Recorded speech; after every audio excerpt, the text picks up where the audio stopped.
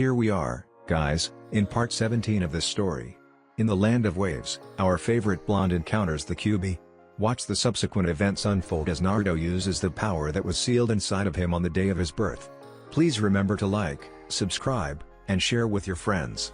Now, let's begin. Yo! Naruto had returned to his own room to find Jiraiya sitting in the window of his room. "Uro-sennin," replied Naruto. Jiraiya sighed, not wanting to be called Uro-sennin, but it was probably too late now to change the kid. "How are you feeling, kid?" asked Jiraiya.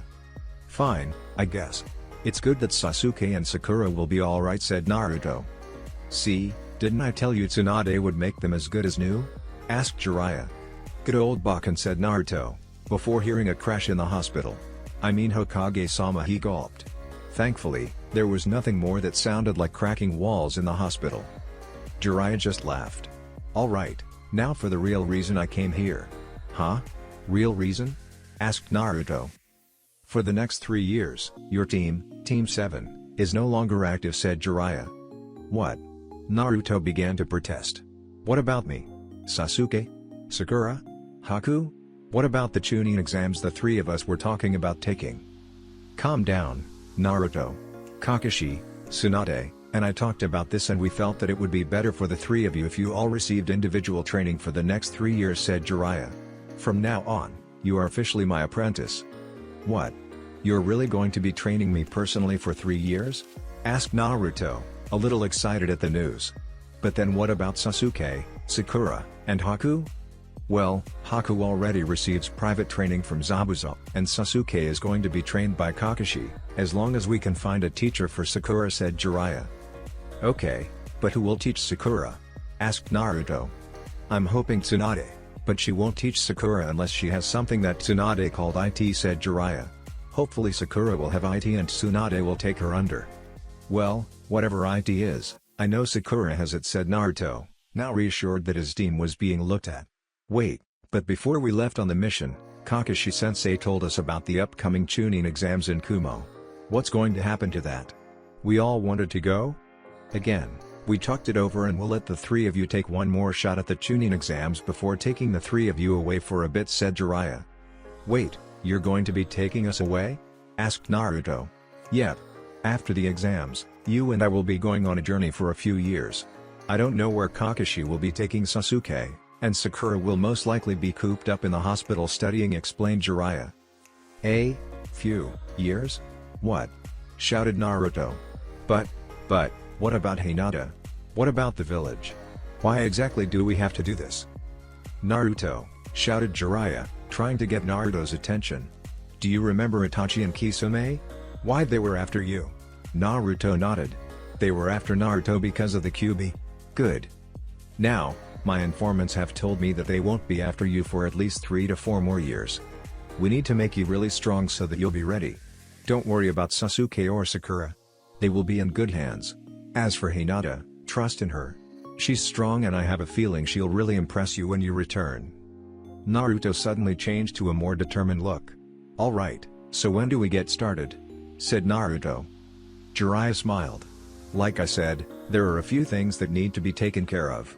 We will really begin training you in a few months, but I have enough to keep you occupied until then. Oh, speaking of which, I'm planning on going on another smaller trip here in a few weeks and you're coming with me. I think it's something that will interest you in particular." Then, Jiraiya hopped out of the window onto a rather large tote. "I'll be back in a few weeks. Until then, if you need something to do, go ask Asuma Sarutobi to help you with your wind chakra." Naruto was checked out from the hospital the next day. It was still 3 days before the doctors would even think about waking the other 2 members of his team from their medically induced slumber. First thing first, as he was Naruto after all, Ichiraku. "I knew I'd find you here." Naruto turned around to a very familiar voice. "Iruka-sensei." Iruka joined Naruto at the counter, ordering his own bowl of ramen. "I'm sorry to hear about your latest mission, but I'm glad everyone made it back alive," said Iruka. Naruto looked down, remembering the scene of Sasuke getting shot through the chest.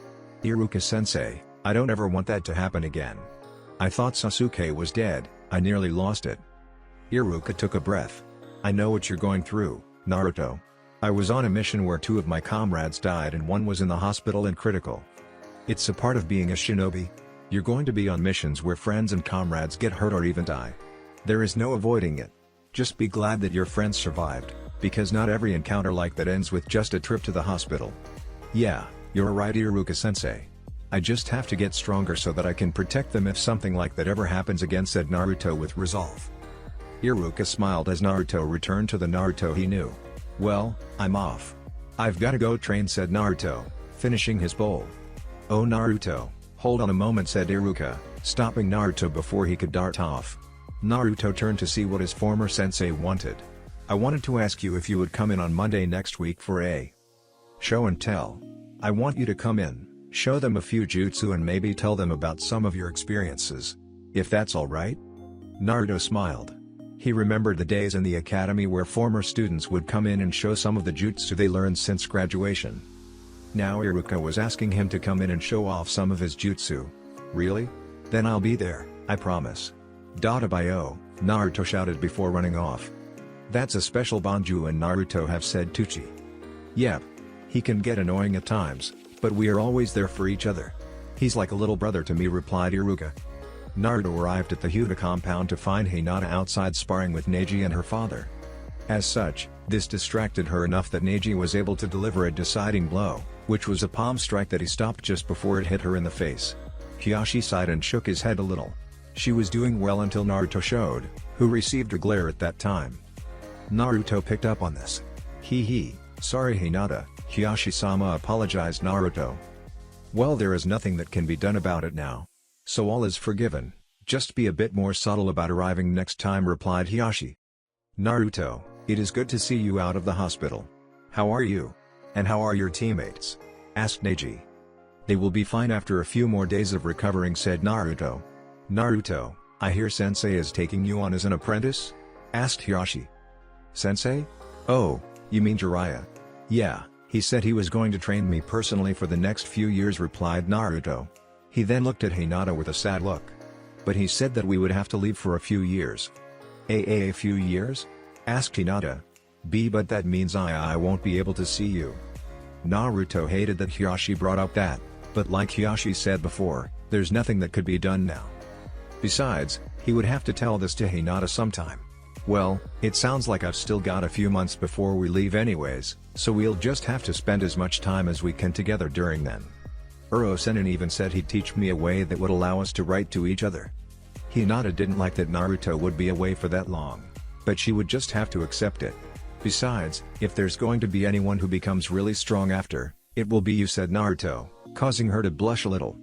Well, she can't become strong if someone keeps interrupting her training, said Hiyashi. Naruto grinned. Sorry, but I actually came to see if Hinata wanted to train. I was just on my way to see if Asuma-sensei would help us with our wind chakra. Hiyashi thought for a moment. Very well, Hinata, you are dismissed for today if you want to train with Naruto and Asuma. This made Hinata a bit happier as she bowed to her father and cousin before leaving. She wasn't going to pass up an opportunity to train with Naruto for a bit. It wasn't long before they found Asuma and his team at their designated training ground. However, there was only Kuji and Shikamaru there. Ino was most likely at the hospital, either checking in on Sakura, or with the fangirl mob. Oh, Naruto! Called out Kuji as he saw the orange-clad Jonan approach. Asuma and Shikamaru turned their attention to the newcomers. Good to see you out of the hospital, Naruto, said Shikamaru. Yeah, I'm sorry to hear what happened. Anyways, I assume you're here for wind chakra training? Said Asuma. Naruto and Hinata looked at him, wondering how he knew. Don't worry, Master Jiraiya told me you'd be seeking my advice out. Asuma gave them a quick rundown on the next exercise, telling them to pull out a normal kunai and channel wind chakra into it, throwing it at a tree. Asuma emphasized by pulling out his own trench knives and sending it through 2 trees and a large rock before burying in the dirt. Everyone there just stared in awe. Naruto then pulled out his own special tri-pronged kunai, causing Asuma to raise an eye. Well, I can already transfer wind chakra into my weapon pretty well, Naruto said, tossing the kunai at another tree, sending it through said tree and embedding itself up to the handle in a rock behind. Out of curiosity, Asuma went for the knife, examining it and asking Naruto where he got it. Uro-sennin, Jiraiya gave it to me. That answer satisfied Asuma. You know, this is a very special knife though. What I want you to do is channel your wind chakra into a normal kunai, Asuma did this and sent the normal kunai sailing through 2 trees and into the ground. Naruto did the same, tossing a normal kunai at the tree, and it only embedded itself a few inches into the first tree. Naruto's head dropped and Asuma just laughed. Once you get this training down to the point where you can send a regular kunai clean through a tree or two, then you'll be ready for some of the more advanced ninjutsu. Naruto and Hinata then got to their training, throwing kunai after kunai at the tree. By the end of the day, some progress had been made as they were able to get the kunais to sink into the tree, all the way up to the handle. It wasn't much and it was obvious this exercise would take some time, unlike the previous exercises they had been doing. Hinata left early, being called by Ko to return to the compound for the evening. Naruto had thought about getting some dinner, but there was something else on his mind that he needed to figure out. Naruto found a nice spot beneath a tree and began meditating. Naruto found himself in his own mindscape, standing in front of the large gates that held the Kyuubi inside of him. Wow, you are right. Now that I really think about it, the scenery in here is terrible, commented Naruto. Well, you haven't been trapped in here for the past 12 years, said Kurama. Naruto laughed a little. Anyways, I wanted to thank you for helping Sasuke the other day. And also, I wanted to ask you what that jutsu was that I used, said Naruto, hoping through the bars of the cage and taking a seat on top of Kurama's head. Oh, that? Just a little something called the tail beast ball, said Kurama. Best technique out there when you just need to mindlessly blow something up. However, regarding that, I suppose I should tell you a little about those chakra cloaks now. So what's up with them? Asked Naruto as he listened in. Well, first there are 2 types of cloaks. There's the first version which you have when you're using up to 3 tails worth of power, and then there is the second version when you tap into 4 or more tails, explained Kurama. In the first version, you basically use my power to enhance your own attacks, but in the second version you pretty much shelve your own abilities and begin to tap into mine. The more tails you have, the more of my powers you can use. Wow, really? What are the other abilities I can use? Asked Naruto, growing ever more excited. Now what would the fun be if I told you that? Besides, with the way the seal is now, I doubt you're going to be able to use them anytime soon, said Kurama. Wait, why is that? Asked Naruto. Kid, we came awfully close to the seal's limit the other day. If that happens, then I don't know what would happen. 4 tails is the most I can give you for now, and you'll only have a minute or so in the 4-tailed form, explained the Kyuubi. Hold on, do you know what happens if we force the seal too much? Naruto continued to ask questions. I've had a good 12 years to see what we are dealing with, not to mention I'm 1000 years old, so I know a thing or two about seals. Not as much as that pervert teacher of yours, but enough to know what we are dealing with, said Kurama. From what it looks like, if we go too far, some sort of failsafe will activate, cutting the 2 of us off or something like that. What? Then what do we do? Naruto began to freak a little. Calm down, kid. You flipping out is not going to solve anything. I think that the super perv knows something about the key. Ask him about it the next time you are alone on that trip he was talking about, advised the fox. Alright, but what if he doesn't have it? Or what if he has it, but won't do anything? Asked Naruto. Well, to be honest, I don't really know. If he doesn't have it, then nothing happens. If he has it, then we can at the very least loosen the seal and let you use a little more of my power safely, or just the opposite happens and he tightens it, said Kurama as there was some silence following that last comment. Now, about doing something about this sewer. Well, any ideas how exactly I can change it? Said Naruto. Kid, it's your mind. Try thinking for once, maybe it will do you some good. Kurama began laughing a little, as Naruto began thinking on a different scenery for his mindscape. There was a large rumbling sound as the floor began to rise, or the water began to recede, and the pipes disappeared. After the rumbling stopped, Naruto collapsed out of exhaustion atop the fox's head. That has been more exhausting than he thought. The general layout was still the same and Kurama was still trapped behind a large gate, but they were now in a large chamber that resembled a large audience chamber of some ancient castle. There was a solid wooden floor with torches lining the side of the room and a raised roof, thankfully with no more leaking pipes. A forest with creatures to hunt would have been preferred, but I guess I can't complain, said Kurama. Sorry, but I think that's about as good as I can do, apologized Naruto. No worries, kid. This is definitely a lot better than those damp sewers. Now get going, I can still hear rumbling and it's not the floor or ceiling this time, said Kurama, pointing a tail at Naruto's stomach. Naruto laughed and disappeared from his own mindscape to go grab dinner. 7 days had passed since her admittance to the hospital. 7 days, Sakura had been asleep to allow for her body to heal. Today was the day that Tsunade had designated for Sakura to wake. Tsunade administered the counter-agent to Sakura's four and everyone, Tsunade, doctors, and her parents, waited for the pink cat to wake. Finally, Sakura began to stir, slowly opening her eyes at first, but then they suddenly burst open and she shot straight up. "Sasuke," she shouted before being restrained by her parents. "Sakura, honey, please calm down. Everything's all right now," said Sakura's mother.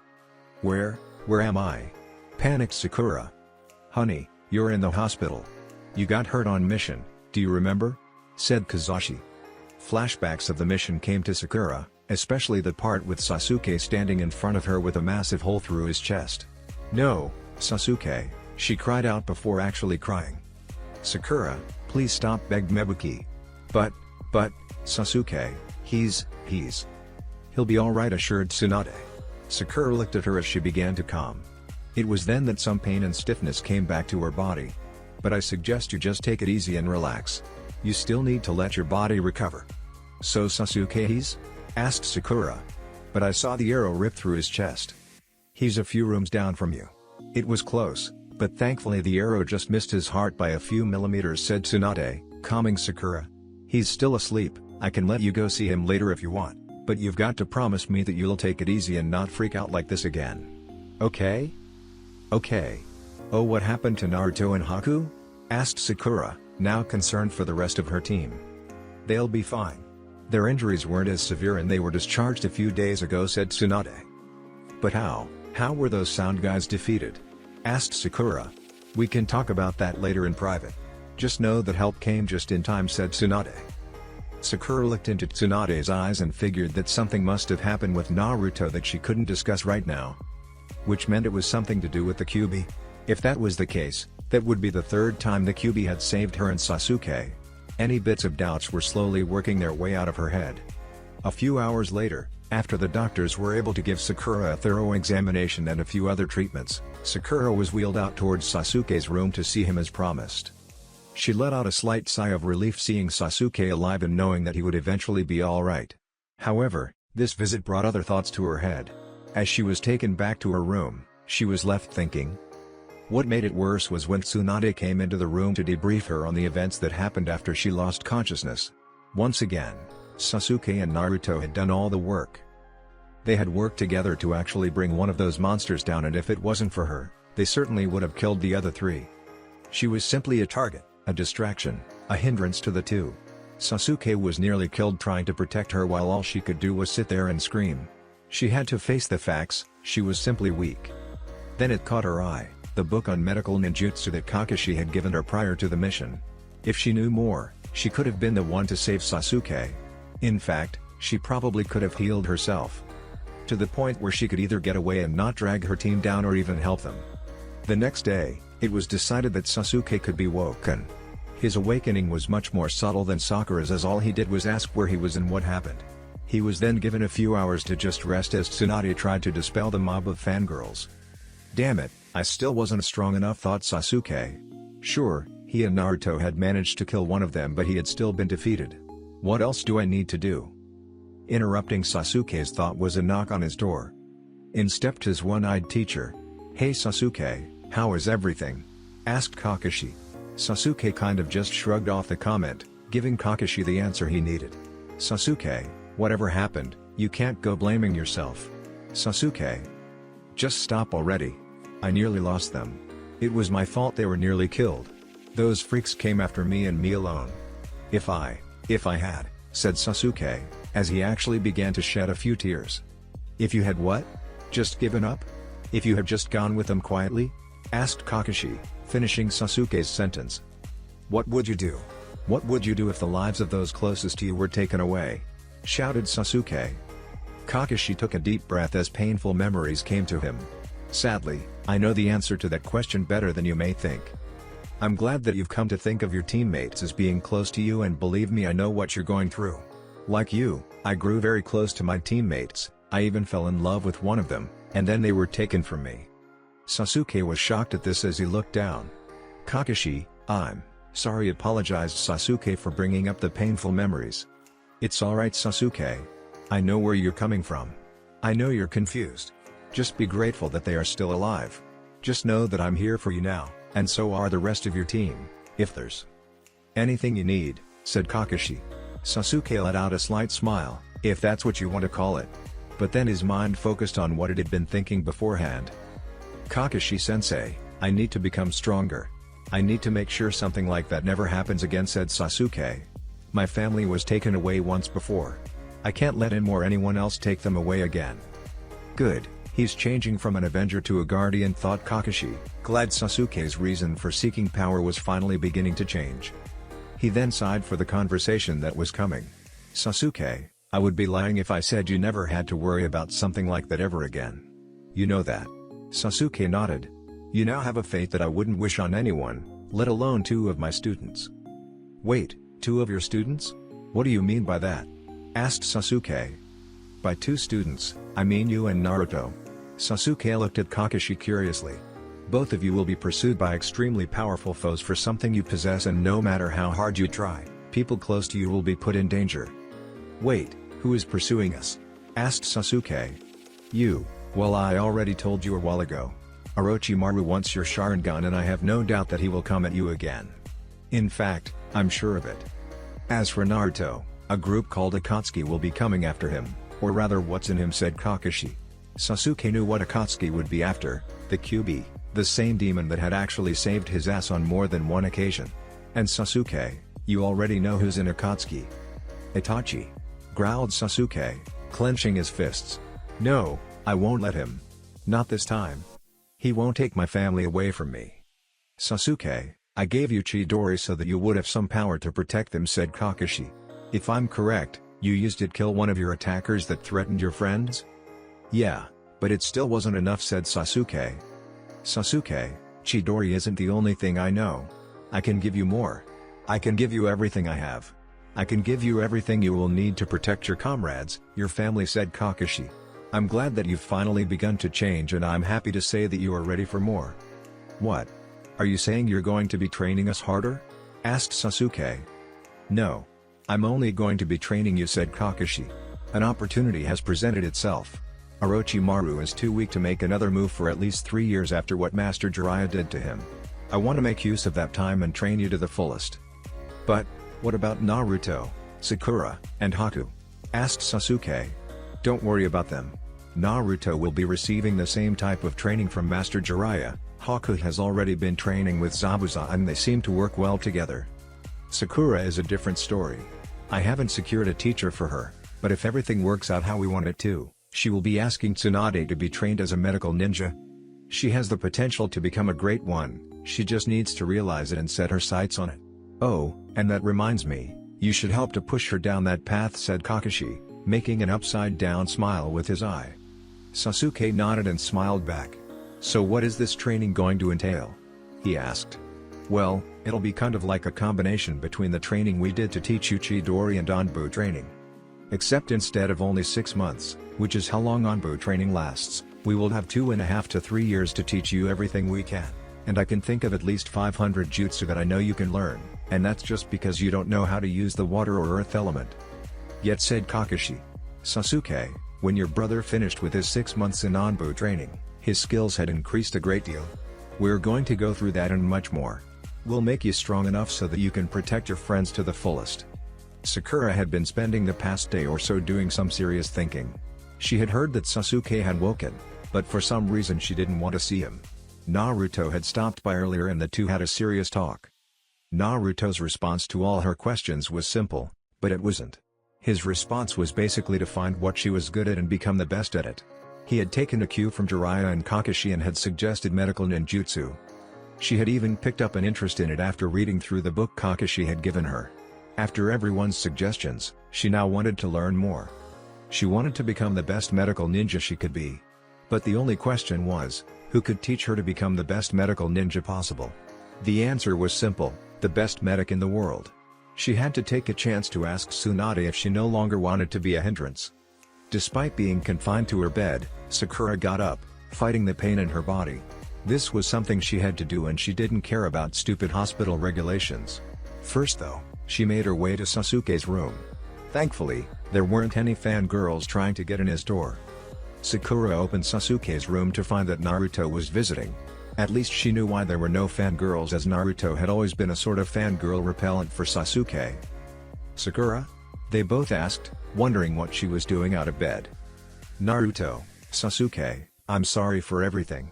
From now on, I won't be a burden to you any longer, I promise," Sakura said before closing the door, not giving Naruto or Sasuke a chance to reply, and hobbling to find Tsunade. Naruto and Sasuke looked at each other, exchanging glances. Looks like Sakura would be just fine after all. There was a knock on Tsunade's door. "Come in," she called out. Sakura stepped through the door. Tsunade was tempted to yell at the girl for leaving the hospital, but stopped herself, hoping Sakura was here for a certain reason. "I apologize for leaving the hospital, but I have a request that I must make," said Sakura. What is it?" Sakura asked Tsunade. "Please, make me your apprentice," she begged. Tsunade looked at Sakura and in her eyes, she saw it. She saw the determination required to drive one-fourth to become a top medical ninja. Tsunade thought for a minute. "Sakura Haruno, very well. But, I won't go easy on you." "Right," said Sakura. She was trying her very hardest to keep her composure, but inside she was elated. "Sakura," said Tsunade as she now glared at her new apprentice. "Yes, master?" asked Sakura. "Get back to bed. Now," shouted Tsunade as Sakura hobbled her way out of the Hokage tower and back to the hospital. "So how'd it go?" asked Naruto, grinning, as he passed Sakura in the hallway on his way out. Now that Naruto had left, sure enough Sasuke's fangirls were beginning to form around his door. "He knew?" thought Sakura. "Damn you, Naruto. Playing us like that. When I get out of this hospital, you're going to regret it." "Cha!" shouted inner Sakura. At least now she was going to get stronger so that she wouldn't burden her team. She guessed that she could overlook the blonde's actions for that. The following day, after receiving the news from Tsunade, Kakashi assembled Team 7 for one final meeting. "Well, I think you all know why you're here," said Kakashi to Sakura, Sasuke, Naruto, and Haku. "As of now, Team 7 is being temporarily dissolved. You all have your own teachers that will be handling your training now for a few years. I look forward to working with all of you again when we reform as a team. I have a feeling it won't be a repeat of the first time we came together." Kakashi was referring to the bell test. "Sensei, what about the Chunin exams you told us about that will be held in Kumo in a few months?" asked Sakura. "Well, that will be up to the three of you. Master Jiraiya, Tsunade-sama, and myself have talked with one another and we will allow you one more chance at a promotion before your true training begins. Of course, you'll still be trained. But if you chose to take the exams, you will all need to take a few weeks worth of break from your training." There was no discussion between the three Genin of Team 7. "We'll go, Dadabayo. Besides, it will give us a good measure of our skill before we leave," said Naruto. Sasuke and Sakura nodded with Naruto's declaration as Haku smiled. "Wait, what about Haku?" asked Naruto. "Your concern is reassuring, Naruto, but you don't have to worry about me," said Haku. "Zabuza-sama and I have our own plans that we want to take care of.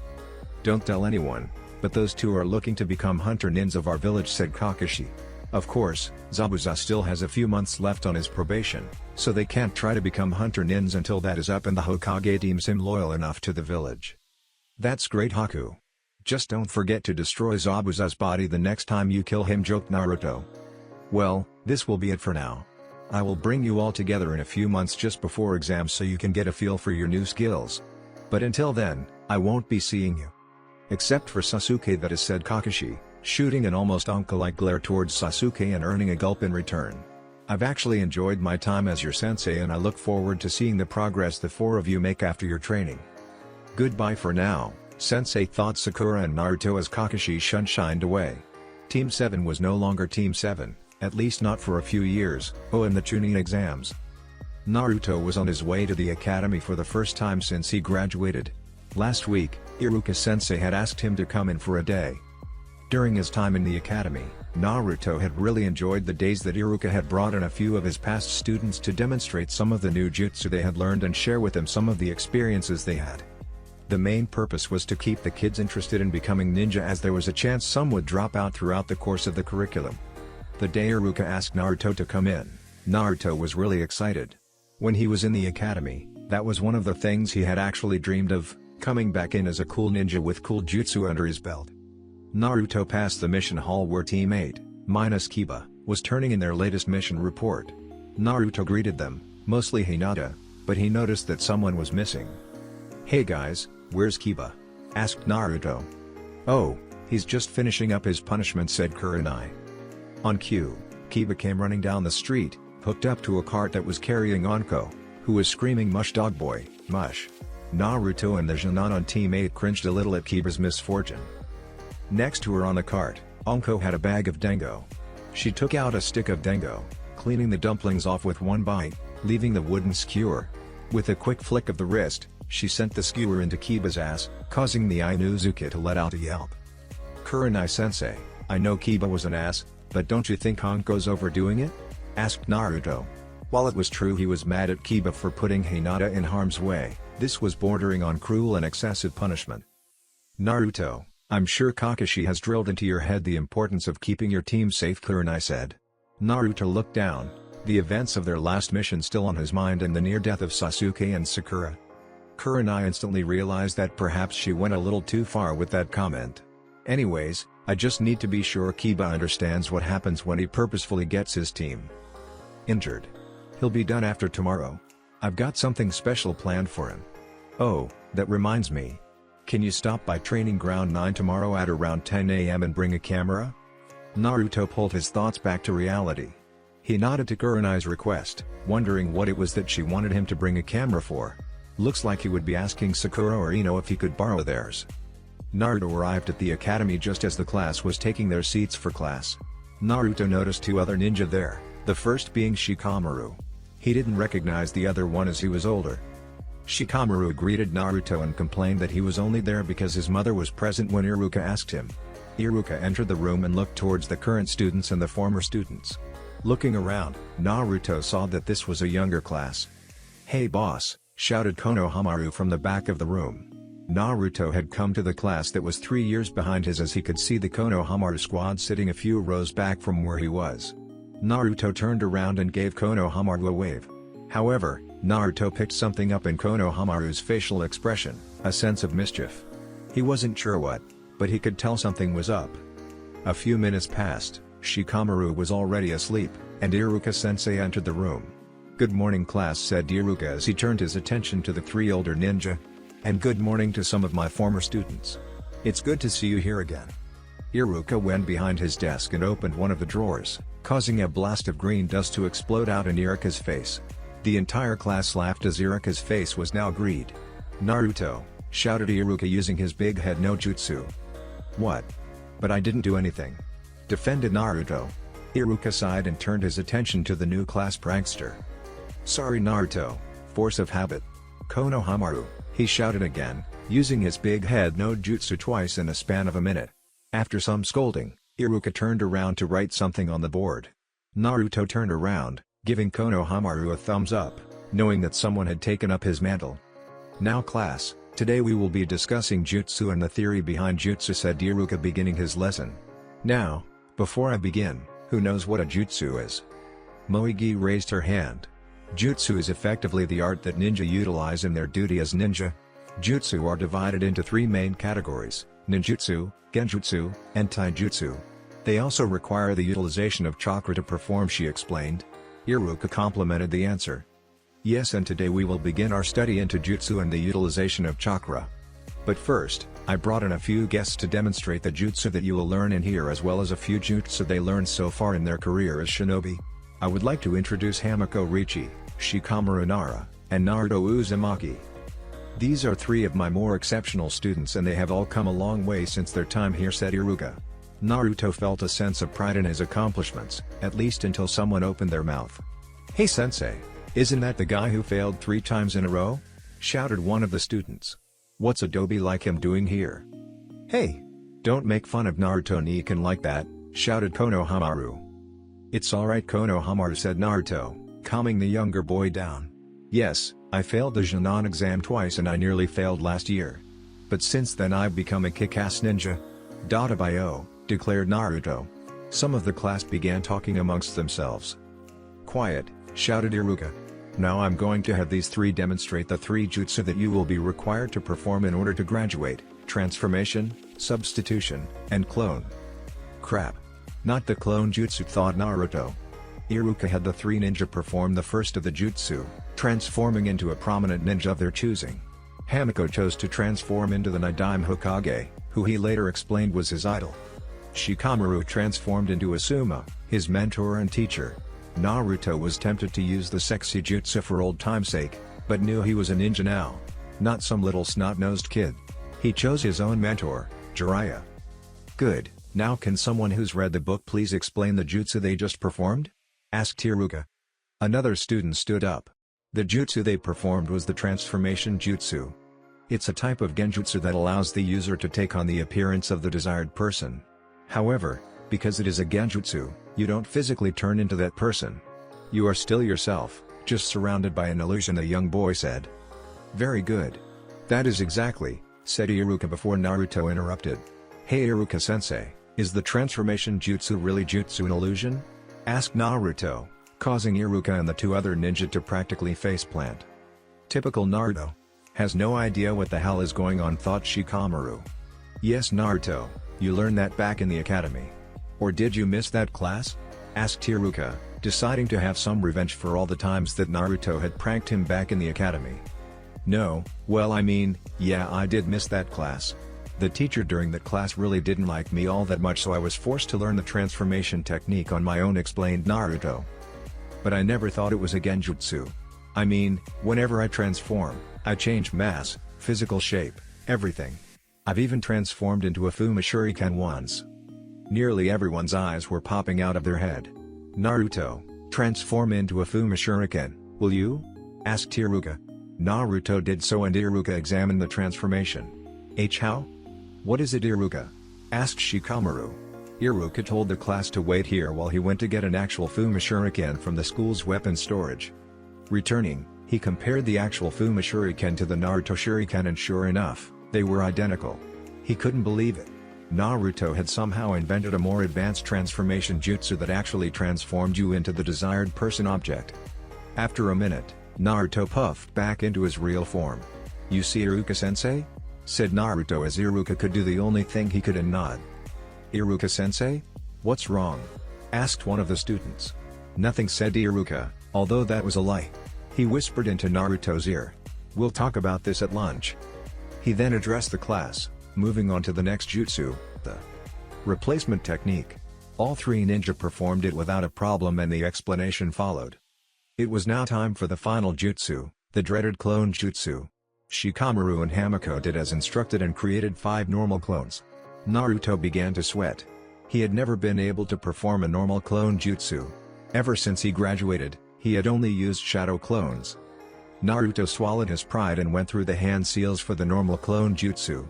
"Clone jutsu," shouted Naruto. A puff of smoke later revealed 2 dead Naruto clones. Everyone's sweat dropped. "He still can't do a normal clone," thought Iruka. "Damn it. I still can't do a normal clone to save my life," thought Naruto, although he couldn't hear himself through Kurama's and the class laughter. "How the hell did Adobe like you pass?" shouted one of the students laughing at the dead Naruto. Naruto looked over at Iruka, looking for some help, and Iruka nodded at Naruto, giving him a little smile.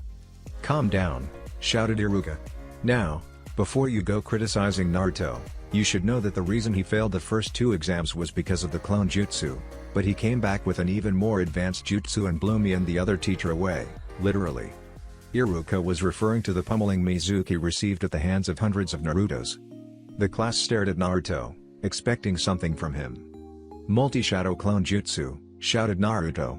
Smoke filled the room. When it cleared, there were over 100 Narutos lining the ceiling and walls of the room. The class stared in awe as the ninja who had just created 2 dead normal clones, had created so many shadow clones. The students, who actually knew what shadow clones were left speechless. Naruto has a special condition where he has more chakra than normal. As such, it was difficult for him to create a normal clone without overloading it. However, the shadow clone jutsu was a perfect alternative.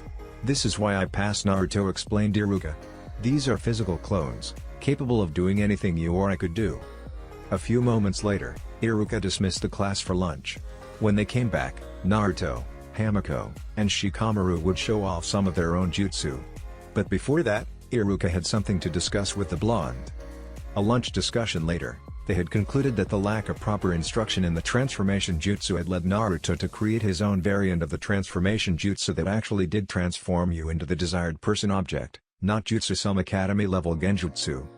Like the clone jutsu, Naruto had initially pumped too much chakra into the jutsu, which was the reason his transformations had always failed in the early days of the academy. They had been trapped in an in-between state of the genjutsu transformation and the real transformation. When Naruto finally got the transformation jutsu, all he had to do was pump more chakra into the technique to force it out of that in-between state. Fortunately for Naruto, the amount of chakra required was no issue for him.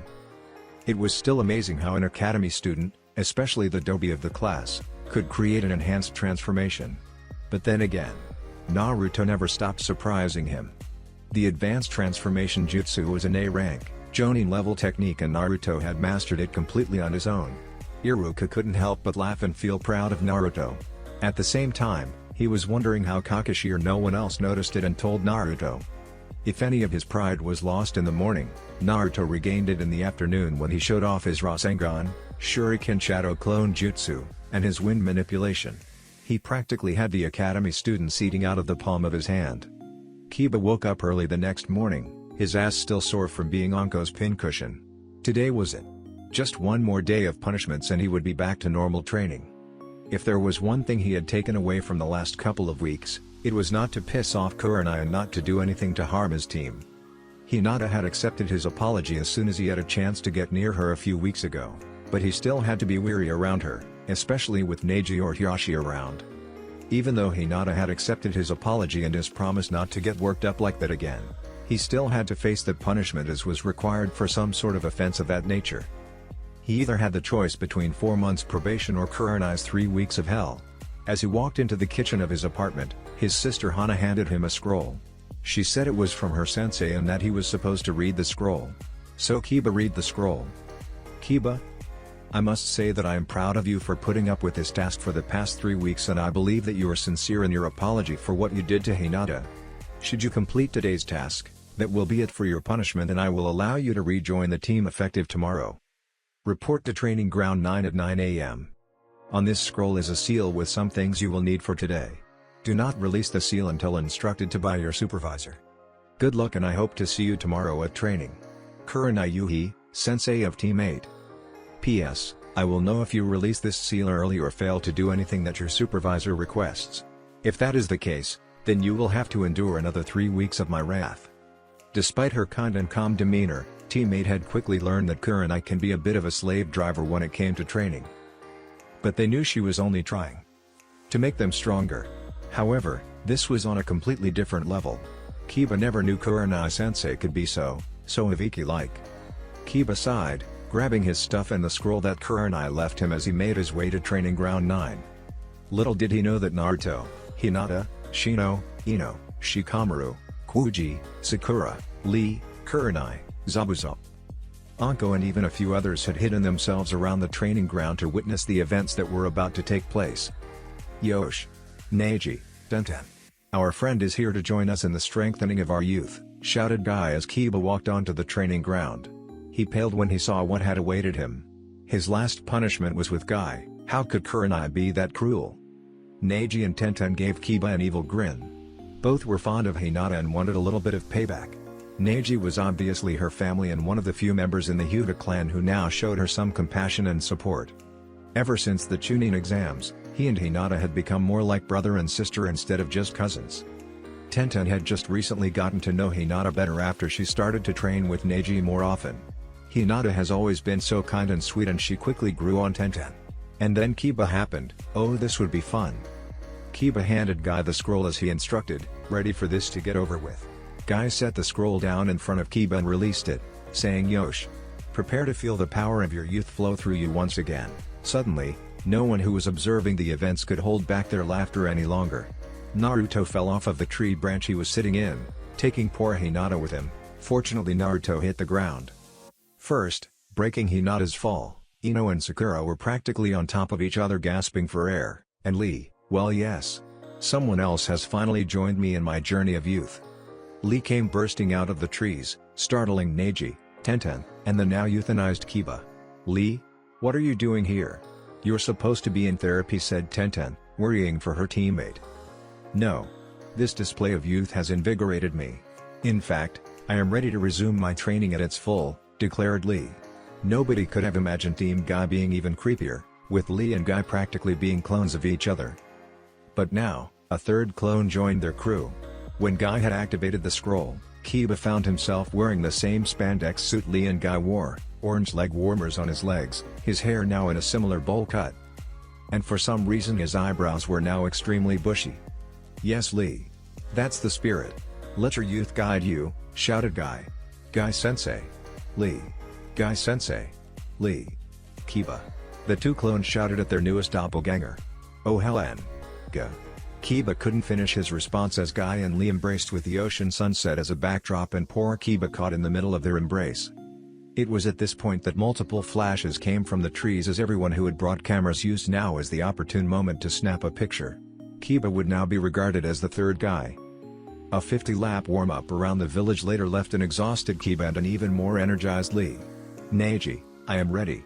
Let us do battle so that our flames of youth may grow even brighter, said Lee, challenging Neji to a spar. Guy put his hand on Lee's shoulder. I am sorry, Lee, but I have just talked with the Hokage while you were warming up. You may rejoin the team for training, but I am afraid you still cannot spar for a few weeks, said Guy. Please understand that your body needs time to heal. Very well, Guy-sensei. Then Kiba shall spar in my place while I do 1000 squat thrusts, and if I cannot do those, then I will do 500 push-ups. In fact, I will do 700 push-ups afterwards no matter what. And after that, I will do 500 kicks, said Lee. Kiba just looked wide-eyed at Lee. Here was a guy who just got out of the hospital and already diving into a training regimen that even a Greek god would be afraid to do. Yes, Lee. Let youth be your body's road to recovery. Neji. Kiba. Now show us your youth, declared Guy as Kiba and Neji faced one another for sparring. Neji grinned at Kiba, who gulped. Kiba spent the next minutes trying to dodge Neji's blows. In terms of taijutsu, Kiba was beginning to understand just where he was compared to the Hyuga genius. And then Neji said something that struck even more fear into Kiba. Up until now, I have only been able to practice this on shadow clones. You are the first opponent that I have been able to practice this on, said Neji. Hinata knew what was coming as she had been allowing Neji to use her shadow clones to practice it on, much like Naruto had allowed her to use his shadow clones to practice with. You are in my field of divination. Gentle fist, 8 trigrams, 128 palms. The result was not pretty. Hinata had wanted to stop it but was stopped by Kurenai, who explained that Kiba needed this. Kiba lay on the ground, 128 of his tenketsu closed from Neji's attack. He wouldn't be getting up for the rest of the morning. The day came to an end and Kiba had survived 3 weeks of grueling punishment at the hands of Kurenai, Anko, and even Guy. The last day was the worst of them all as he had been euthanized, Neji's punching bag, and Tenten's pincushion. But it was over. It was finally over. He was done with his punishment and he was approached by the rest of Team 8, Team Guy, Naruto, Sakura, and Team 10. Surprisingly, they all congratulated him for putting up with that and Kiba promised never to do something like that again. Of course that didn't stop them from distributing the pictures around town of the euthanized Kiba. Hee, I've gotta admit. That's one tough training regimen you put your brats through, said Zabuza as he approached Guy. It was later in the evening after Guy had dismissed his team and managed to get Lee to go home and get some rest. Even though he was Guy, he understood the need for a rest to properly heal the injuries that Lee had sustained. So I see my second eternal rival has taken notice of the training of hard work, said Guy as a fire began to burn in his eyes. Zabuza was seriously regretting approaching Guy now. Yeah. Anyways, I've gotta be going now, said Zabuza, trying to get away from Guy as fast as possible. Nonsense. It was too late. Come, my eternal rival, let us go find our other eternal rival so that we may have a showdown of youth. At the Hero's Stone, Kakashi felt a chill run down his spine. Moments later, Guy burst onto scene, dragging Zabuza. He should have listened to that chill and gotten the hell out. Kakashi, my eternal rival. Come, let the three of us bask in the glory that is youth together. Huh? Oh, Guy, did you say something? Asked an aloof Kakashi. Your coolness really gets on my nerves, said Guy. Zabuza was slowly trying to inch his way away until Guy grabbed both he and Kakashi in a headlock. So, what will it be? Rock, paper, scissors? No, we need something more than that. Kakashi, can't you put him in some sort of genjutsu or something so we can get out of here? Asked Zabuza. Kakashi let out a slight laugh. Sorry, but doing so actually makes him worse, replied Kakashi. Zabuza cringed at the thought of a more gay-like Guy. I know, declared Guy. You see that flag on the top of the Hokage tower? The first one to claim that flag wins. Kakashi and Zabuza sighed, knowing the only way out now was to go along with it. The three lined up on a starting line as Guy flipped a rock into the air. When it hit the ground, the eternal rival trio took off towards the tower. Despite not wanting to be involved in this, Zabuza wasn't going to lose to a spandex freak. It was a smooth run, minus the butting of heads, until they reached the actual village part of Konoha. Once they did, the chaos truly began. They passed a few stands before taking to the roofs. Guy looked over at Zabuza, giving him a smile before getting a chicken thrown into his head by Kakashi, who had picked up a chicken from one of the stands. This made Zabuza laugh in response to it, only to receive a spoon to the head as well. Before they knew it, random objects were flying all over the place, including a certain orange book. Kakashi realized that he had just thrown his beloved Icha and ended up tumbling into an ally as he attempted to rescue it.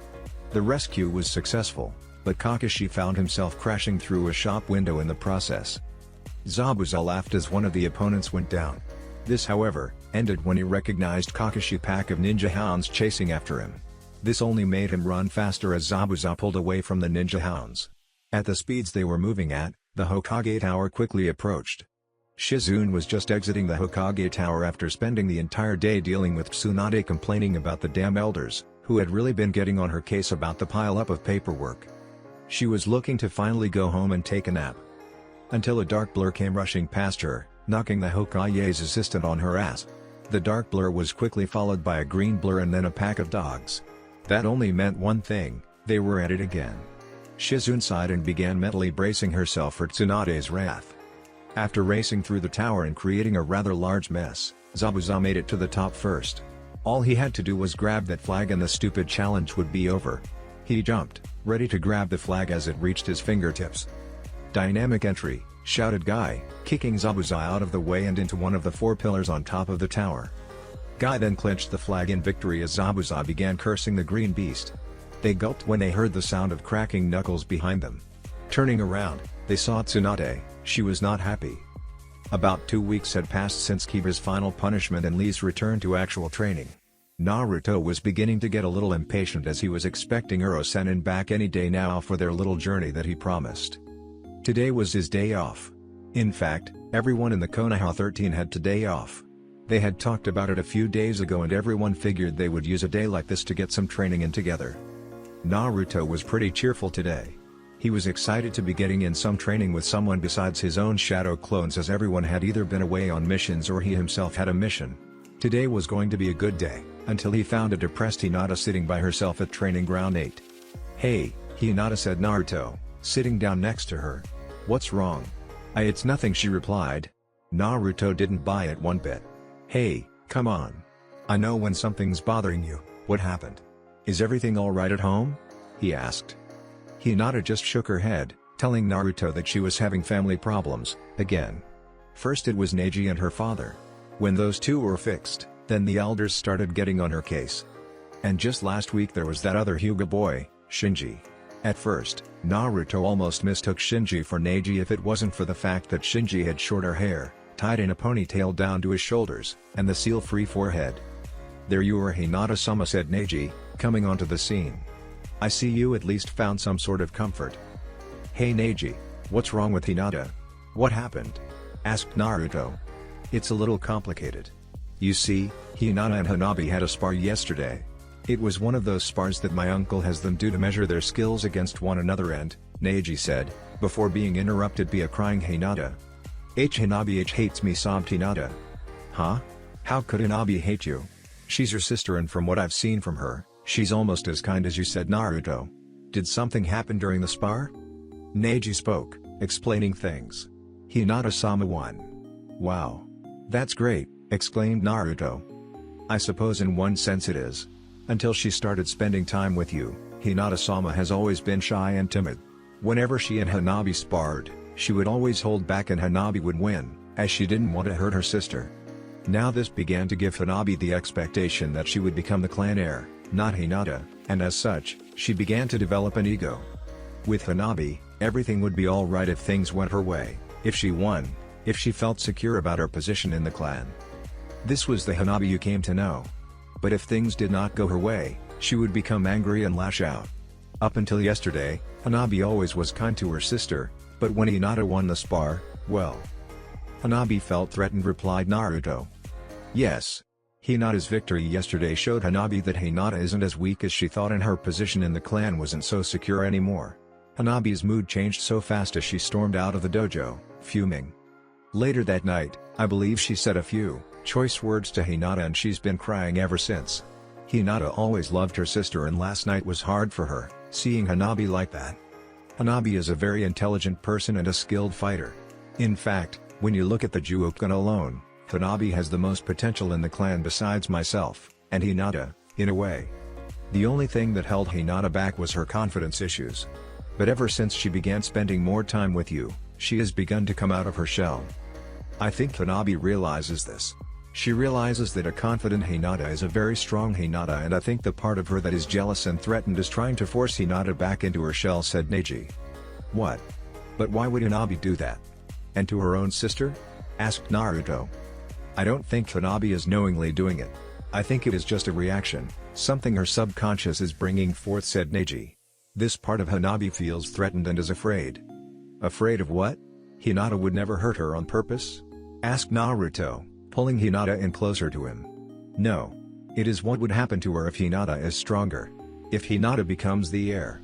You know what I'm talking about, said Neji, pointing at his forehead. No, really? Asked Naruto in slight disbelief. There can only be 3 lines in the main family. Usually, the eldest child in each family becomes the heir of that family while any younger children are sealed into the branch family. Hinata and Hanabi's case is a little different. When she was young, Hinata was labeled a failure because of her lack of confidence. As such, the decision for who would be the heir of her family, and coincidentally the clan, was pushed back until her 16th birthday. On that day, a decision will be made regarding her fate in the clan, said Neji. So plain and simple, Hanabi's afraid of getting the seal, said Naruto. Neji nodded. The rock that Naruto was clutching with the hand that was not comforting Hinata shattered as Naruto's temper rose. That's bullshit. That's why I hate how your clan works. Family shouldn't be forced against one another. Hinata looked up into Naruto's eyes, seeing the look of determination that was so familiar to her. I already promised the 2 of you I'd fix your clan. Consider this even more motivation. I'll do it so that Hinata can have a loving relationship with her sister. And Naruto? Said Hinata, hopeful that if anyone could pull something like that off, it was Naruto. Her spirits began to lift and some of her confidence returned. Don't worry, Hinata. It's a promise of a lifetime, said Naruto, giving the good guy pose. Neji was reassured. If there was one thing he learned from Lee, it was to trust that pose. I'll fix your clan and I'll make sure neither you or Hanabi have to suffer because of that stupid seal. Naruto, thank you, she said, a few less tears of hope coming to her eyes as she gave him a quick kiss, Neji turning away at that moment. Now, what training ground were we supposed to meet at? I need to go blow off some steam, declared Naruto. 596, 597, 598. Counted Lee. Neji, Naruto, and Hinata had just arrived at Training Ground 13, the place they had staked out for the day, to find Lee already doing push-ups. 599, 600, shouted Lee as he jumped to his feet. Ah, Neji, Naruto, Hinata, good day. The 3 newcomers greeted Lee. Lee was also excited for today, as it was the first day that he was now allowed to fight again. Tsunade had given him a checkup yesterday and everything cleared just fine. Come and join me in my youthful endeavor, shouted Lee to Naruto. Naruto's sweat dropped.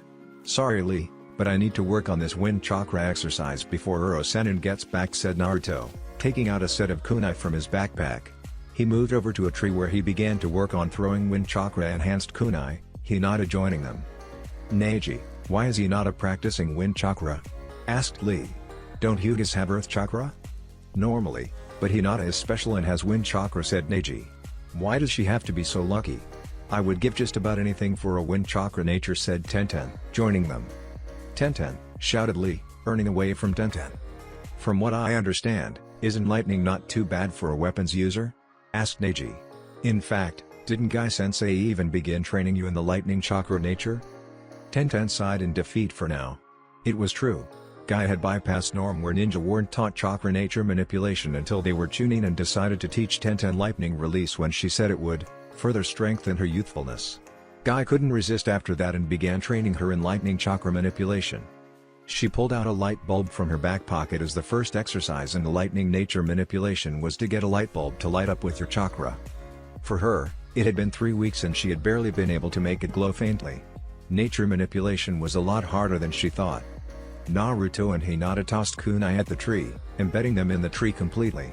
The kunai didn't go out of the tree, but they were making progress. Channeling wind chakra into a weapon like this was much harder as it required a much finer wind chakra to keep the additional wind blade strong enough to pierce the tree completely. Naruto sighed, feeling like he wasn't getting anywhere. Well, when working on something and you need motivation, just use something that gives you the end result, said Naruto, pulling out one of his tri-pronged knives. He threw it through 3 trees before it became embedded in a 4th. Wah, how? Said a shocked Tenten. You could barely do it a minute ago and now you can throw it through 3 trees? Naruto grinned.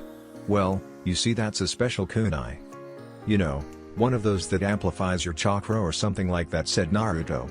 Tenten knew what Naruto was talking about, being a weapon expert. Regardless, she went to retrieve Naruto's knife, wanting to see his special kunai. She nearly fainted when she saw it. Naruto, do you know what this is? She said with a slight stutter. Naruto looked at her slightly confused.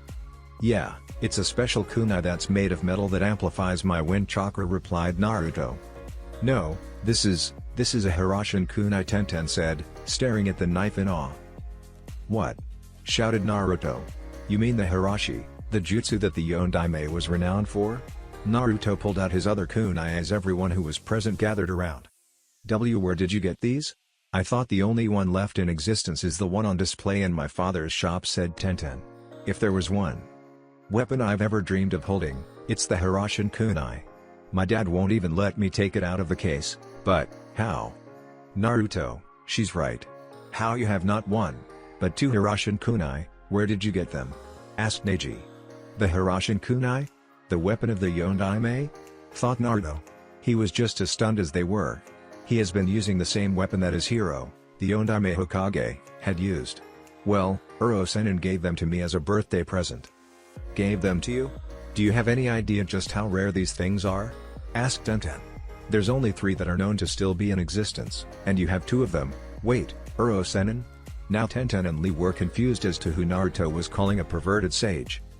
Yeah, Uro-sennin, Jiraiya, said Naruto. Now they knew who this Uro-sennin was. Anyways, he gave them to me for my birthday. Well, that explains why he had those kunai, said Tenten. Naruto was confused. Wasn't he the one who trained the Yondaime? Oh yeah, that's right, said Naruto. Now there were some questions Naruto really wanted to ask Uro-sennin. A few minutes passed and more people began to show, including Kiba. Yes. My partner in youth has finally showed. Come, let us have an excellent battle, said Lee, challenging Kiba. Being Kiba, he accepted the challenge, but without as much youthfulness as Lee. Needless to say, a few months' downtime didn't slow Lee down and even Kiba had trouble keeping up with the spandex-wearing Lee. In the end, it was Lee's match. Naruto, I do want to ask you a favor, said Neji, turning to Naruto. I've been working on improving my Kaiden and I want to test it out. So you're saying I fire up my Rasengan and you fire up your Kaiden and we crash them together? Asked Naruto. Neji nodded. You're the only one I know to defeat the Kaiden and I wish to test my improvement to it, said Neji. Oh dear, said Tenten, looking at the 2. It was around this time that Sakura joined in. Tsunade wasn't letting her spar just yet, but she was discharged from the hospital a few days ago. Let's do it, declared Naruto, and he and Neji faced one another. Ready? Neji nodded and Naruto charged, forming a Rasengan. Kaiden. The 2 jutsus collided and an explosion resulted, sending Neji sliding back. Naruto also slid back a little. You 2 really are troublesome, you know that? Said Shikamaru, coming onto scene. Although I'd say you've improved, Neji. You weren't thrown back into a wall this time and Naruto even had to give up some ground. Yes, it seems so. There is still room for improvement, but I am satisfied for now. Thank you, Naruto said Neji, giving Naruto a bow. Naruto awkwardly returned the bow, only to receive a fist to the head. Baka, shouted Sakura. Sakura! Shrieked Hinata. Don't do that to Naruto. Sakura sighed. Sorry, force of habit, she said, rubbing her head. Hinata came over and rubbed the bump on Naruto's head. Geez Sakura, I think you hit me a little too hard that time. I'm seeing a square rock. Wait, square rock? Said Naruto, looking over at a square rock. Everyone else looked at where Naruto was looking. Indeed, there was a rock there that was a little too square. Naruto's sweat dropped. He still hasn't gotten any better, has he? Thought Naruto. Nope. Naruto walked over to the rock. Alright Konohamaru. I know it's you, said Naruto, picking up the rock. A big explosion of smoke followed, leaving everyone coughing. When the smoke cleared, Konohamaru was standing in front of Naruto. Just what I'd expect from my rival. But now that I am a ninja, I'll be the one becoming Hokage, declared Konohamaru. Naruto looked at the boy, who had a Konoha headband on his head. Naruto felt his own head, feeling as if something was missing. Hey! That's my headband. Give it back. Never! Shouted Konohamaru, taking off with Naruto on his tail. Everyone else's sweat dropped. He really was improving, but it was always one step forward, 2 steps backwards with Naruto. Konohamaru looked back, not seeing Naruto on his tail. Ha! His headband is me, oomph, said Konohamaru as he ran into something. There you are, shouted Naruto, catching up to Konohamaru. The man that Konohamaru just looked down at Konohamaru. Who are you, brat? Uro-sennin, shouted Naruto. Yo, replied Jiraiya. Uro-sennin? So this guy's just a pervert? Then I know how to deal with him, thought Konohamaru. Who's the brat that just ran into me? And why's he wearing your headband? Asked Jiraiya. Hey! I'm not a brat. I'm Konohamaru and you'd better move if you know what's good for you, said Konohamaru. Oh really? Do your worst, said Jiraiya, challenging the young boy. GRR, take this. Transform, shouted Konohamaru. When the smoke cleared, there stood a rather busty and naked woman. Ooh-yeah, shouted Jiraiya, getting that perverted look on his face. He went through his inspection process of Konohamaru's sexy jutsu. You're a real cutie. Say, what's your name and what are you doing later tonight? Just cut it, Konohamaru. It doesn't affect him like it did the old man or any other pervert I know. Uro-sennin's just too much of a pervert, said Naruto. Konohamaru released his jutsu, much to Jiraiya's displeasure. Naruto reclaimed his headband from Konohamaru. So Uro-sennin, you're back. Does that mean? Yep. Pack your bags because we leave tomorrow, said Jiraiya. What? Shouted Naruto. He was excited to leave, but tomorrow was just too soon. Yo, said Kakashi as he came onto scene as well. Sasuke was next to him. Sasuke? Kakashi-sensei? What are you doing here? Asked Naruto. We're leaving for a little. The same reason you're heading out, if I'm correct, said Kakashi. Training trip? Asked Naruto. Sasuke nodded. Hey! Just make sure you train hard enough. You don't want to be too far behind me when you get back, now do you? Don't worry Dobi, I'll be fine. It's you who should think about training if you don't want to fall behind me, said Sasuke. Kakashi and Jiraiya had to pull the two apart quickly before their argument could progress any further. So when are you coming back? Asked Naruto, calming down. Probably just before we leave for the Chunin exam, said Sasuke. Well, I'll see you then. I look forward to fighting you in the exam, team, said Naruto. HN. As do I, Dobi, replied Sasuke. Later, Sasuke and Kakashi took off, towards somewhere private to get in some quality training. Alright Naruto, I'm going to check in with Tsunade. We'll meet up tomorrow morning at the gate at 10 AM, said Jiraiya. Hey Uro-sennin, where are we going anyways? Asked Naruto. That's a surprise, kid, but I think our destination will interest you in particular, said Jiraiya. Really? Said Naruto. Oh come on, can't you tell me anything? At least why we are going? I guess I can tell you that. You know that little project Hiyashi has me working on? Asked Jiraiya. Naruto nodded. Well, I don't have what I need to complete the seal removal, but I know a place that might. Alright. The sooner we get rid of that seal, the better. shouted Naruto. This trip would definitely help him with the promise he made to Hinata and Neji. We'll be working on your training a bit along the way. Oh, and pack the same you did for our little Tsunade recovery trip. And bring some blank scrolls as well, said Jiraiya, taking off. Damn. I wanted to ask him something else, but he ran off before I could. Oh well, I'll ask him tomorrow, said Naruto to himself. Naruto met Jiraiya at the gate the next morning. He had just gotten breakfast with Hinata, asking her to take care of his apartment and water the plants while he was gone.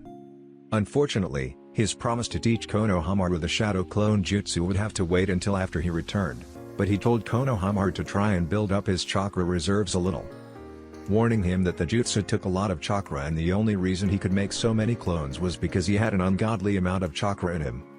They left, Naruto nagging Jiraiya as they traveled. Jiraiya shrugged off most of Naruto's comments, telling him stuff like he would answer them later, or if I answered, it would ruin the surprise. It was getting late and they found a rest cabin out in the middle of the wilderness where they opted to stay for the night. Jiraiya had told Naruto to go practice his wind chakra for a bit while he got things set up. Damn, I've had a month to think how I'm going to do it and I'm still not sure, thought Jiraiya. I told Tsunade I would tell Naruto everything, but even I don't know how he'll take it. I suppose I could wait until I'm sure how to tell him. No, it's got to be now. Naruto's suffered long enough. Jiraiya sighed as he got a few scrolls out of his backpack. One was the scroll that Tsunade had him read that night and the other was a blank scroll where he began to scribe a privacy seal on it. He didn't trust anyone else's privacy seal, only his own.